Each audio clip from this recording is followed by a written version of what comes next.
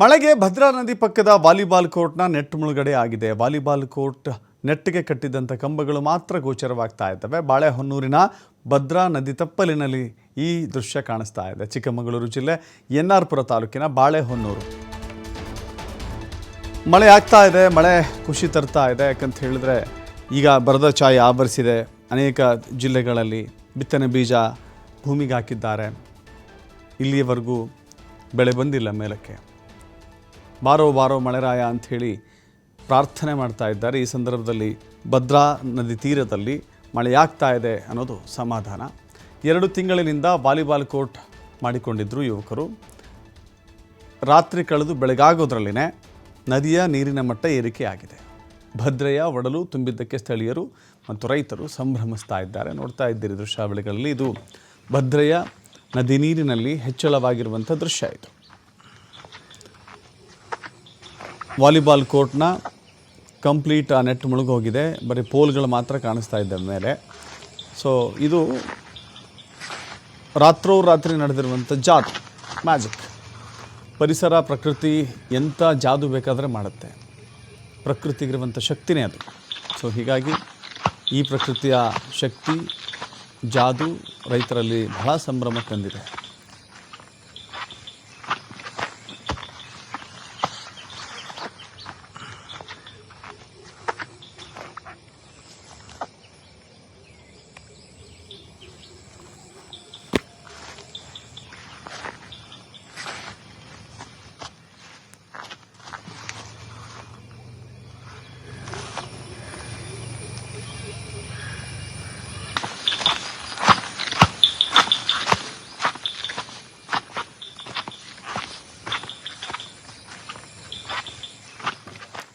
ಮತ್ತಷ್ಟು ಮಾಹಿತಿ ನಮ್ಮ ಪ್ರತಿನಿಧಿ ಗೋಪಿ ನೀಡ್ತಾರೆ. ಗೋಪಿ, ಭದ್ರೆಯ ಒಡಲು ತುಂಬಿದರೆ ಅದು 2-3 ರಾಜ್ಯಗಳಿಗೂ ಕೂಡ ಬಹಳ ದೊಡ್ಡ ಸಂತಸದ ಸುದ್ದಿ.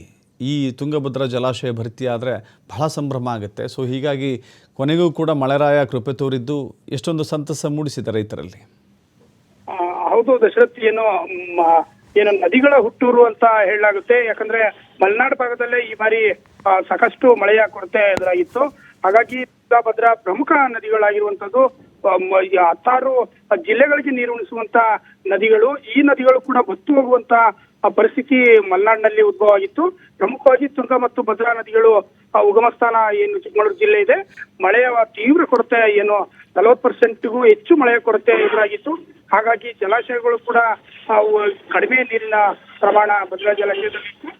ಕಳೆದ ಏನು ಒಂದು 2-3 ದಿನಗಳಿಂದ ಸಾಧಾರಣ ಮಳೆ, ಅದು ಭಾರಿ ಮಳೆ ಏನು ಆರಂಭ ಆಗಿಲ್ಲ ಅಂತಾನೆ ಹೇಳ್ಬೋದು. ಈಗಲೂ ಕೂಡ ಸಾಧಾರಣ ಮಳೆಗೆ ಸಾಕಷ್ಟು ತುಂಗ ನದಿ ಆಗಿರ್ಬೋದು, ಭದ್ರಾ ನದಿ ಆಗಿರ್ಬೋದು ಈಗ ಒಂದು ಕಳೆಯನ್ನ ಪಡ್ಕೊತಾ ಇರುವಂತದ್ದು.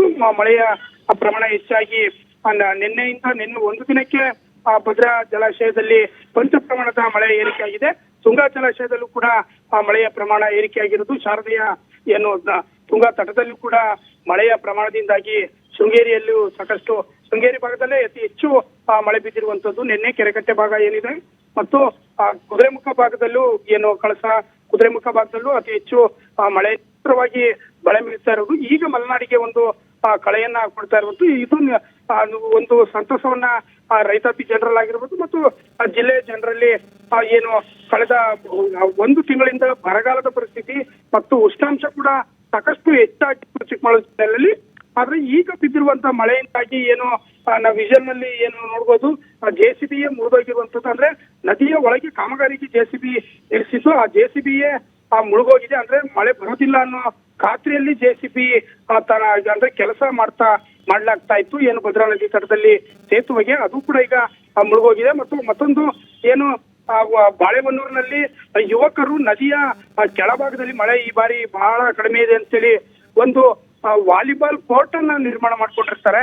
ಅವರಿಗೆ ಏನು ಅಂದ್ರೆ ಈ ಬಾರಿ ಮಳೆ ಬರಲ್ಲ, ನದಿಯ ಒಳಗೆ ಅಂದ್ರೆ ಮೀನ್ಸ್ ನದಿಯ ತಟದಲ್ಲಿ ವಾಲಿಬಾಲ್ ಆಡ್ಬಹುದು ಅಂತ ಒಂದು ಪ್ಲಾನ್ ಮಾಡಿ ವಾಲಿಬಾಲ್ ಕೋರ್ಟ್ ಅನ್ನ ರಚನೆ ಮಾಡ್ಕೊಂಡಿರ್ತಾರೆ. ಆದ್ರೆ ಆ ವಾಲಿಬಾಲ್ ಕೋರ್ಟ್ ಕಳೆದ 1 ದಿನದ ಮಳೆಯಲ್ಲಿ ಸಂಪೂರ್ಣ ಮುಳುಗಿ ಹೋಗಿರುವಂತದ್ದು. ಹಾಗಾಗಿ ಮಳೆಯ ಏನು ಜಿಲ್ಲೆಯಲ್ಲಿ ಮಳೆ ಒಂದು ಮಲೆನಾಡಿನ ಪರಿಸ್ಥಿತಿಯನ್ನ ಈಗ ಕಳೆ ತರ್ತಾ ಇದೆ ಅಂತ ಹೇಳ್ಬೋದು sir. Yes, thank you Gopi.